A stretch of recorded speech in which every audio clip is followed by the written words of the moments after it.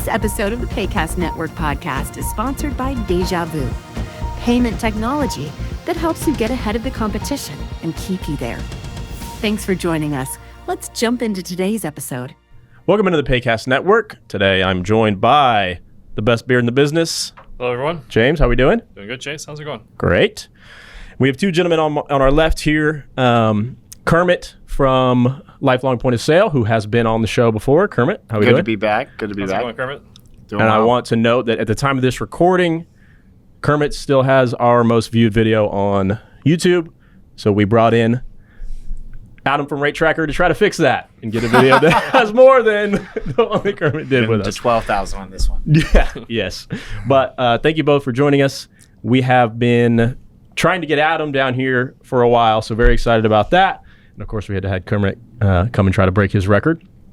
So, like I said, thank you guys for joining us.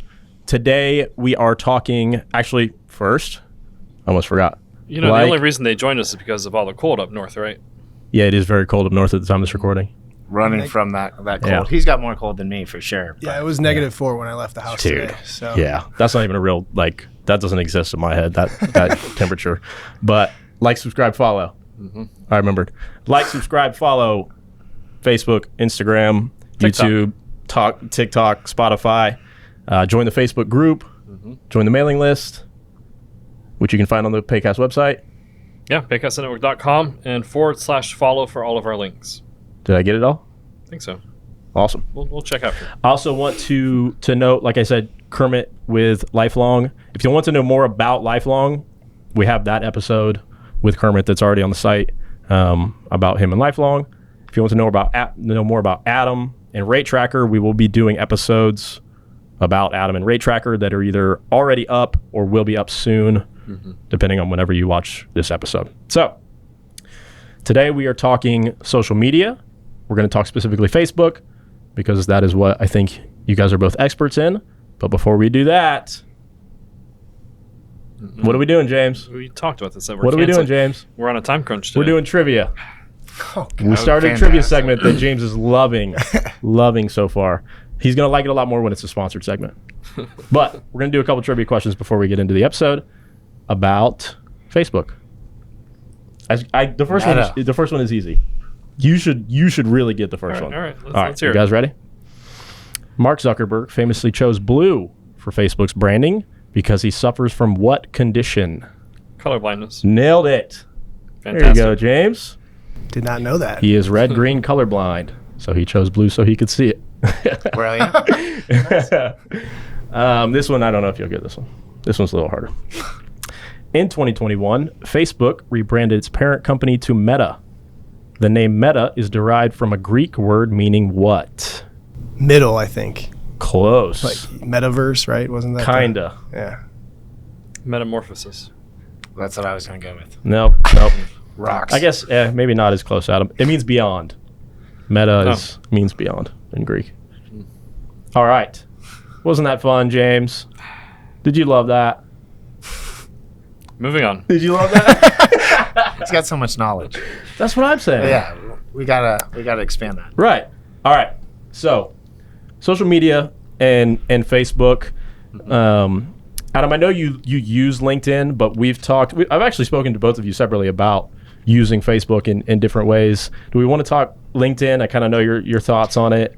I've done both platforms throughout the years, most consistently Facebook. Yep. And I've realized that Facebook is, people go on there mostly for social. So when you talk about business, you're often heard more than on LinkedIn because LinkedIn is a spam fest in my opinion. Yeah. Anytime I log on, which is like once a month now, maybe, it's like 65 people that are usually robots like, hey, let's connect. Hey, I'm looking for making connections. And it's like, dude, I don't know. You do financial planning in Roanoke, Virginia. Like, I don't want to talk to you. Yeah. No offense to that person, but I feel like it's also kind of a clunky platform. And I think with groups, Facebook is just the best content delivery platform in the world. So I've stuck with it for over 7 years, and I've gone on spurts in LinkedIn, and I know there's a ton of opportunity there, but I just don't like it. Yeah. So I just stay away from it. Yeah, I post all of the Paycast stuff I post on LinkedIn. I mean, I post it all everywhere, but like we've kind of talked about the interaction, not only the interactions that we get, but just the quality of the interactions we get on Facebook seems to be better. Yeah, the curation definitely seems better. And along the similar line there, I treat Facebook like, if I know you professionally, if I like you, I'll add you on Facebook, if we're somewhat close. But by and large, I try to keep my personal and my work separate, right? And so I like the Facebook groups because it's just better curated. And I feel like the content is cleaner, if you will. So let's segue that into, we'll go back to you, Adam, on how you use Facebook, where you're at when it comes to using Facebook, like we've talked about before, the frequency that you use it, kind of what you think about when you post, and then for your business, how that has and continues to help you grow your business. Great questions. Thank you. So let's be like, the first thing about social media is that it was designed to make money, right? Mm-hmm. Whether it's for the company or for people that use it. And it has like 2 billion users or something like that. It's a huge platform. And what I did, I started on January 1st, 2019. I joined a mastermind in September of 2018. And part of that group was to teach you how to use organic social media. And I looked at the different platforms, and I decided Facebook was the one for me. I already had a page, I just needed to do some work on it to make it marketable and all that. And actually, I was very nervous to start posting. So like 2 weeks before the new year, I decided on January 1st that I was going to start posting from my personal page. And what I did was I wrote out 7 days worth of posts. And I wrote some posts. The first one was about like the law of attraction or something like that. Yeah. And I was like scared to post it because like, it's like, I'd never really posted before. And I made that post and then just copied and pasted my pre-written stuff, maybe tweaked it a little bit for the next 7 days, and then kept going. And then it got easier and easier. I started to gain traction. People would reach out, hey, I need help with my processing, or something business related. And I realized I was onto something. And it's a beautiful tool if you do it right. And I went like, it was like 6.5 years every single day, at least making one post from my page. Some of them were terrible. Some of them were great. Some days I posted 4 times, 5 times, maybe more. I don't know. But it's now natural for me just to make something every day, put some content out there, talk to the same person that I'm talking to the whole time. Like I created the avatar, right? Who's my dream merchant? Who do I want to attract? And I'm talking to that person every single day. His name is Mike, actually. Okay. Yeah. And there's a lot. I have like a whole page of detail. I think I sent it to you. You did. And it works so well. Just like anything, if you it's a lead generation channel that we all need in this business. If you stick to it for a long period of time, just like door knocking, cold calling, referral partners, networking, it works, right? But the thing is it's very intimidating. And I've had a lot of people that say mean things on posts or in the DMs, and just like James. James. Yeah, he was one of them. Yeah. We'll talk after. But no, I'm just kidding. But I can be cold sometimes. Yeah. I mean, but that was his AI talking, not him. Right. I think that was on LinkedIn, actually. But you just kind of learn to just, who cares, right? First of all, I have goals and things I want to accomplish. So some keyboard warrior is not going to mess with me. But life is too short for that. Yeah. But when I first started, before I built like any sort of momentum, just like a merchant that throws you out of their business because you're the third guy there that stopped in that day. Like if you have a relentless approach and you want what you want, nothing will stop you. And so I curate my content from my personal page. 80-20 rule always applies. Just like when you watch TV or listen to a radio show, 80% of the content is like what you want to view, and then 20% is like an ad or some sort of sponsorship or whatever. So we're used to that subconsciously. So what I do is, like, if you look at my page, 8 out of 10 posts will be regular stuff, inspirational posts, family, things that are important to me and also Mike. And then 20% about business, sales, anything that would generate opportunities. And what I've realized over the years is that it's not the 20% that gets the business in the door. It's the 80%. It's the like, know, and trust, the relatability to what I put out. And I just keep it real, keep it authentic, and I look to inspire others. And, it has created an amazing lead gen platform for not just merchants, but referral partners, agents, ISVs, all that stuff. And it's amazing. And the part that I've just noticed from following you, and also obviously when we talked, that is really interesting, I think, to somebody who doesn't really understand the Facebook realm, is that like if you just look at Adam's Facebook, he's posting from exclusively his personal, obviously, but and a lot of it isn't about your business, but for you, it's all about your business. Right? I'm there to make money, dude. Right. Yeah. It's all kind of a lead gen, which is a really interesting thing to think about when he's posting his things about his kids or his motivational quotes or whatever it is. There could always be an interaction from somebody that could end up being a customer at some point. Yeah. Right. So it's a really interesting way that I like that you think about it. So let's go to Kermit, because we have also talked separately about how to use Facebook, and you use it in a bit of a different way. So can you tell us about that? And I've seen you on Facebook pumping things up. I'm trying and to getting beat out both there. of you guys. Oh, yeah. You're doing great, man. Points Thanks. from Adam. But and worth noting too, I started this 5 years, got in this industry 5 years ago, and Adam was one of the first people to kind of inspire me to get on Facebook. You have like and a coaching tree now. Exactly. He's no Mike Tomlin. But yeah, so I do it a little bit differently. I'm very active on Facebook, and I don't post daily, probably every other day on there. I don't have enough to say, I feel like, for that. But Adam's you just don't want to put it on Facebook. Exactly. People don't want to hear what I have to say. He'd get banned. So, yeah, truly. So You can take an AI tool and say, take this and clean it up so it's acceptable. It's worth noting, I actually have taken all Facebook posts from the last 3 years, put them into ChatGPT, and then it knows my tone and such, and then can help me out with that's what I'm awesome. saying. You I don't gotta try do to- that, I don't man. try to do Yeah, that right. often, You did. but here or there, if I don't have something to say, AI can do it for me. So the approach I've mainly taken is via Facebook groups. So that started out, and I mentioned it a little bit on the last time I was on the show, but about 5 years ago, I was working another job when I got in the industry. So I didn't have the time to go knock on every single door. So my path of least resistance was through these Facebook groups. Started out, just being a vendor in there. And then over time, I realized that, there's a lot of value in being the admin of said group.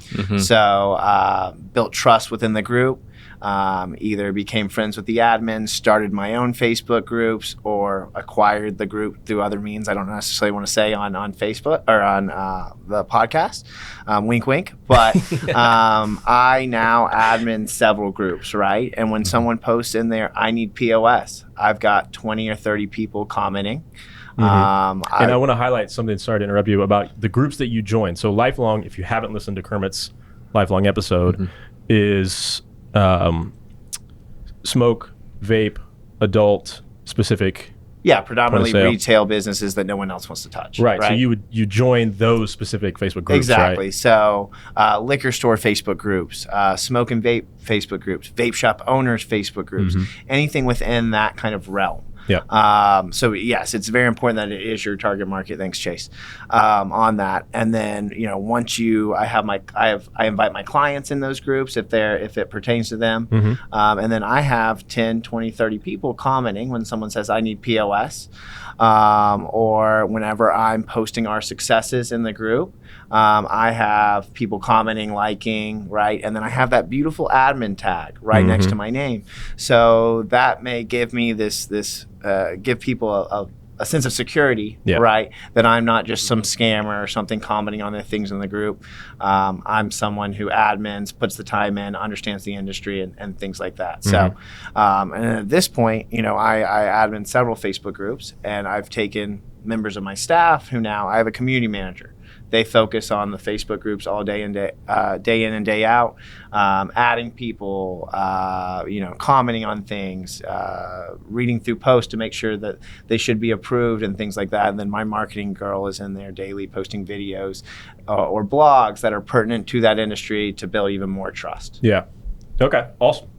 So a thing that I wanted to ask both of you about, and you kind of mentioned it, Adam, and Kermit, I've seen you post about it actually. This feeling when you start of, this is kind of weird and I don't want to post something dumb, and like just posting a lot, there's a weird feeling to it. Was there a particular point for both of you that you were like, okay, I don't care about that feeling anymore, or it's helping my business so much that it doesn't matter that it feels kind of weird and corny? I'll start with you, Kermit. I've always not really cared that much, Okay. right? Especially if it's making me money, right? Yeah. I feel like, a girl on TikTok doing a stupid dance sometimes when I'm posting a Facebook post. But if You feel like I feel, girl yeah, did? I think you can compare it like me, like the text is just like someone, making a bunch of money by doing a TikTok dance, right? Yeah. It's kind of how I compare it in my head. But at the end of the day, the partnerships, I've connected with, Dave and members from this organization via Facebook. I've connected with so many people and gotten so many opportunities that I wouldn't have had otherwise, that the embarrassment for me kind of goes away. Yeah. Okay. Adam? Yeah. So when you know what you want and you're going after it, like, what's going to stop you? Who cares if someone doesn't like what you say or what you're about? Like, they're not for you, right? Your posts aren't for them too. Exactly. I'll never forget, you asked that question. So I'll never forget, I was probably 6 months into doing the daily post, and I was probably 5 years into my career at that point. I had just started my first ISO, and lead generation is everything in this business, right? If you have a full pipeline and you have great merchants that want to do business with you, like, you don't feel as bad when you lose a deal or a client leaves you or whatever, because you know that you have 6 or 7 people that are ready to sign with you this week or next week or whenever, this month. So I remember I was in BNI. I was in BNI for probably it was 4 years at that point. Got a little bit of business from it. What I loved about BNI was being able to refer people to my clients that I actually trusted. And, the whole giver's gain mentality is definitely true. And I realized, though, that the group I was in, it was a big group, but it just wasn't really panning out. And I remember right before the meeting, it was a Friday morning, I made a post on my page, early morning post. So it was inspirational. I was sharing a success story from the week. I can't remember the details, but posted it. And then I went into the meeting. It was an hour and a half. And I checked my phone probably halfway through, and I had 2 people that messaged me hey, I'm interested in your services. What can we do? How do we get set up? And I was like, that's awesome. And then towards the end of the meeting, I got another message on my phone. A third person reached out in my DMs, coming to me asking for my help, right? Versus us, normally door knocking or calling, going to the merchant. The business was coming to me. So I was like, dude, this is amazing. Definitely the most in one day at that point. And the end of the BNI meeting happened, and they do I have a referral or I have a testimonial type thing. And somebody said, oh, I have a referral for Adam. I'm like, oh, cool, sweet. I'm happy to help that person. And the guy comes up to me at the end of the meeting. He's like, hey, I don't really know if it's a good referral or not, but maybe in a couple weeks you can reach out to this guy and see if he's interested. And I was like, that's not a referral. And then I remember sitting there being like, why am I spending 2 hours a week in this group when I can just write? And then they come to me, and that next week I left the group. I was like, I'm not going to come back to BNI because social media is where it's at, and I just doubled down on that. So that was the big day. Points. Yeah. He was just trying to get his referral points for BNI that week. Look good in front of the group. Exactly. Yeah. Okay. I just thought of this question off the top of my head. So if you don't have a good answer right now, that's okay. Do you both have a particular deal, whether it's because it was a lot of money or it happened weird or something like that you got from Facebook that sticks out, a story of a specific deal that you got from Facebook? I guess those few would be one, but is there another one that sticks out off the top of your head? I mean, pretty much all of yours, pretty much all my deals, right? Yeah, I've truly never door knocked in this industry. I've door knocked in previous ones, and I at this point I now have agents who do that. But pretty much every deal comes through Facebook. I mean, this week I've had 3 or 4 people reach out, and I'm not even doing selling that much anymore, right? Yeah. My roles these days are very different than it was 2 years ago.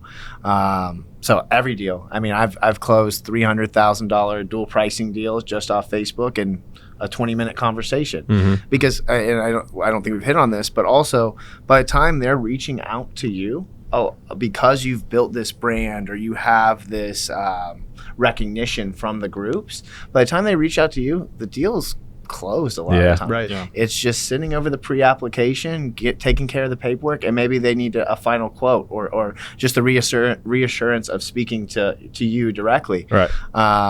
So I love every Facebook deal. Okay. Every one of them. I think so. Individually, I could list a few merchants that, big accounts, dual pricing deals, all that. But I think like over time, what it does is it attracts who I want and it repels who I don't. And I think that my team loves it. Maybe some people get annoyed, I don't know. But at the end of the day, I can't really chalk up a specific thing. I can say that awesome partners have found us, and one of them has a deal that we have as a client that it's a 9-figure volume account that, we connected through Facebook. And, I think like for that gentleman, his previous ISO really dragged him through the mud and took advantage of him based on a BS contract clause. And he has told me before that the posts that I write that are inspiring and all that stuff like actually has helped him like mentally, which I value that a lot. Wow. And then that account is a whale, right? And it's going to continue to grow. And we would not have gotten that business nor his trust or his partnership without the organic social media approach. So I think if I had to chalk it up with anything in particular, it would be him joining our team and then that specific win. And then like the overall, personal branding that it just brings to the table and it attracts people to us. Yeah. I think I've hired probably half of my employees from Facebook. Really? Yeah. Just them seeing content, or maybe a lot of our employees are former clients, or maybe they managed a place too. But yeah, he brings up a good point. Just getting partners, whether it be from the merchant service Facebook groups, right? Someone will post needing something and a bunch of people will tag Rate Tracker, or someone will post, I need a good ISO for smoke shops. And then I get a bunch. So kind of piggybacking on what he said, but just the partnerships and relationships probably outweigh any exact deal. Yeah.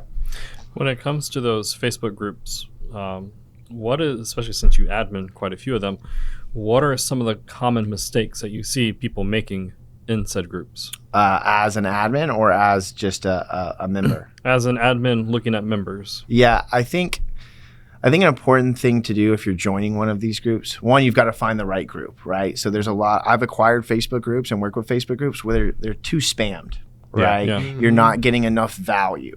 And those groups don't do well because all you're getting is someone posting a picture of a POS every other day, right? So and saying, hey, free processing fees, right? And then, you need to take the time to build that value, build that trust, post blogs or post, items that aren't direct selling. And then your time will come. But just kind of spraying and praying with an ad is not the way I would do it. Definitely need to bring that value. When I took over some of my groups as an admin too, even being the admin, they didn't want to trust me. They thought I was just the merchant service guy taking over the Facebook group. And it took 6 months to a year to ditch that reputation and show them, hey, I'm behind you guys. I'm not just a fly-by-night operation. So patience. That's the number one thing. Yeah, but you said something that I want to hit on. So if there's a bunch of people that tag you, like if they're clients of yours, partner, whoever, like that is what builds authority. It's the same thing as a merchant, calling their friend who uses Lifelong and asking if it's a good service. It's just online. It's the online version of that. And, when people see that you're tagged that many times, there's that many people that are willing to vouch for you, right? Yeah. And they're doing it publicly, which is amazing because there's people that might not do it publicly, but they'll do it privately. Some people they just don't comment, they don't engage. And you've worked hard to build that authority because of how great you are at what you do. And you've magnified it exponentially because of that online presence. Also, in these groups, people are in those groups because they want to, typically the right clients, they want to grow their business, they want to network. So like if they get turned off by a point of sale advertisement, however you want to phrase it, it's probably not your client, Yeah. But if you tell a great story, a success story with a picture in it or a video, that will hit a lot of people in the group. And yes, if it says admin next to your name, that automatically builds trust and authority. And you have a great chance of that person just trusting you because of that reason. And they should trust you anyways. I call them my raving fans. My old boss at one of my companies before this taught me that. But at the end of the day, we need to make all our clients raving fans. Yeah. And a raving fan is someone who's going to go out there and vouch for you. They're not just a client, like he said. They're putting their reputation out there by tagging you and all that. There is something that I want to highlight for our non-merchant services viewers, which I don't know how many of those we have yet, but we're working on that. Outside of the vape and smoke specific groups that Kermit is talking about, the other groups that we're referencing, the merchant services space has a few big Facebook groups that we're all in that are like, it's kind of like everybody knows everybody, kind of a small village thing. So when Adam and Kermit reference getting tagged a lot, it's often in those groups where somebody will say, I need a vape point of sale, I need business lending, and Adam and Kermit just get spammed with comments. It was actually funny. It was one of you guys. I'm pretty sure it was you, Kermit. When somebody asks for a service that one of you two do, if I haven't commented in the first 5 minutes, there's already like 7 or 8 people that have commented, and it was one of those where you might have been 12 people had commented your name, and I had typed it out but didn't think people would get the sarcasm. I was going to say something like, I don't know if you guys know this Kermit guy, or something like that, but I heard he might anyone but Kermit. He's like, everybody had already commented your name. Some people just post like a Kermit the Frog meme, and people get it. So yeah, but it is funny for both of you guys. If I haven't gotten there quick enough, a lot of people have already done it. But okay, I think anything you guys want to leave people with Facebook wise for people that don't use it to grow their business, probably should or could be using it. Maybe you've already kind of hit on it before we wrap. I would say, so one of the things that you used to say is like, don't mix business with personal. Mm-hmm. But like, in my opinion, if you earn residual income, that never sleeps, right? Mm-hmm. So we're not really ever off the clock in our industry.